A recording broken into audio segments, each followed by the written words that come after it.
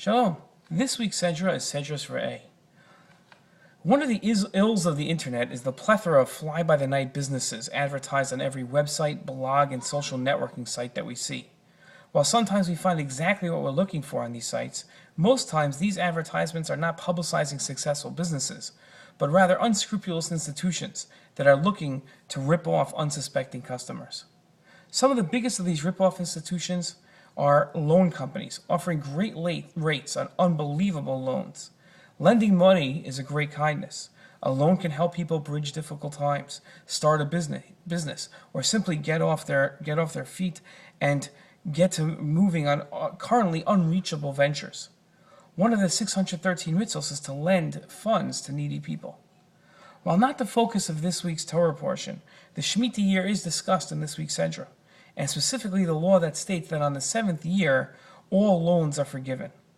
As the verse states, and I quote, "At the end of 7 years you will make a Shemitah, a rest, and this is the manner of the rest, to release the hand of every creditor from what he has lent his friend.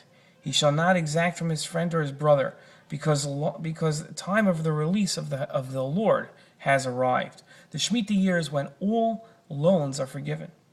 After commanding to release the debts in the Shemitah year, Hashem adds in a blessing for all those that do so. "The Lord will surely bless you in the land the Lord your God is giving you as an inheritance to possess." The 7th year is generally known for the command of Shemitah of not planting, and places farmers in a risky position of not having what to eat in the coming year. For this reason, in Sedra Bahar, where it discusses the Shemitah year, God blesses the people and a guarantee is given. And I quote, And if you should say, what will we eat in the 7th year?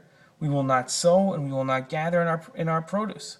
Know then that I, God, will command my blessing for you in the 6th year, and will use produce for 3 years. And you will sow in the 8th year, while still eating the old crops until the 9th year. Until the arrival of its own crop, you will eat the old crop.